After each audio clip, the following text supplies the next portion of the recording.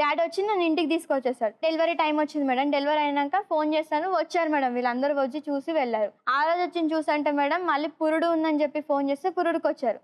తర్వాత 21 ఉంది మేడం. వాళ్ళు 21 చెప్పినప్పుడు రావాలి కదా మేడం, రాలేదు మేడం. ఫస్ట్ మా బావకి ఫోన్ చేసాం. బావకి ఫోన్ చేస్తే మేము రాము మామ నీ ఇష్టం ఏమైనా చేసుకోండి అని అంటే అందరూ కలిసి బతిలాడారు మేడం. చుట్టాలందరూ కూడా ఫోన్ చేసి బతిలాడారు. మా యారాలు ఏమంటారు మేడం, నీ బిడ్డని కాలు మొక్తా అని చెప్పమను అప్పుడే నేను వస్తానంటే మా వాళ్ళందరూ ఏమన్నారు, ఏదైతే నువ్వైతే కాలు మొక్కు, ముందు ఫంక్షన్ ఎలా తీయాలి, భర్త రాకుండా ఫంక్షన్ ఏంటంటే అందరు చులకనగా చూస్తారని అంటే నేను అన్నాను మేడం, అయ్యింది అయిపోయింది అక్క నీ కాలు మొక్తా రా ఇంటికి అని అంటే ఏమంటది మేడం, ఇప్పుడు కాలు మొక్తా అంటున్నావు, ఆ రోజు నేను జూనికి హాస్పిటల్కి వచ్చినప్పుడు నన్ను బాగున్నావా అని అడిగినావా అని అంటుంది మేడం. నేను డెలివరీ అయ్యి నేను హాస్పిటల్లో ఉంటే నేను ఆమెను అడగాలంట మేడం బాగున్నావా అక్క అని. అంటే సర్లే అక్క అడగంది తప్పైపోయింది నువ్వు రా అని అంటే ఏమంటది మేడం, నేను రాను, నీ భర్తను నేను పంపించను అన్నది మేడం.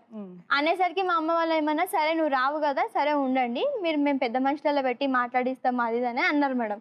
అన్నారు. మేము ఫంక్షన్ స్టార్ట్ చేస్తాం. స్టార్ట్ చేశాక నా భర్త ఫోన్ చేశారు మేడం. ఫోన్ చేసి మేము వస్తున్నాం గంటలో వస్తున్నాం అని అంటే వచ్చారు మేడం. వచ్చినాక బిడ్డని కన్నది నేను కాదు మేడం, నాకు బొట్టు పెట్టలేదు మేడం, తను పెట్టుకుంది, నా భర్తకు పెట్టింది, పాపకు పెట్టింది, బట్టలు వేసింది మేడం. అందరు ఏమన్నారు, నువ్వు అట్లా చేయడం తప్పు కదమ్మా, చిన్న మామయ్య ఉండి ఏ తప్పు చేసినా కానీ నువ్వు పెద్దదానివి సర్దుకొని పోయి నువ్వు పద్ధతిగా పాటించాలి, నువ్వు ఆమె కనీసం జాకెట్ బట్టలు కూడా తీసుకురాలేదు, నువ్వు అది పద్ధతి కాదు కదా మేడం అని అంటే పెద్ద గొడవ పెట్టుకుంది మేడం.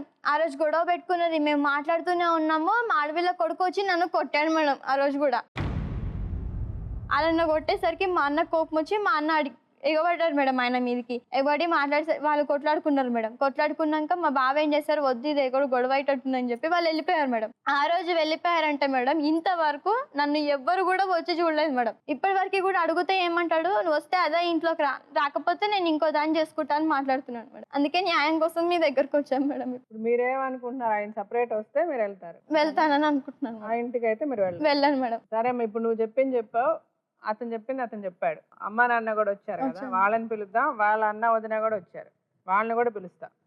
సో వాళ్ళు కూడా వచ్చి వాళ్ళు ఏం చెప్తున్నారో విని ఆ తర్వాత నేనేమనుకుంటున్నాను నేను చెప్తాను. సరే.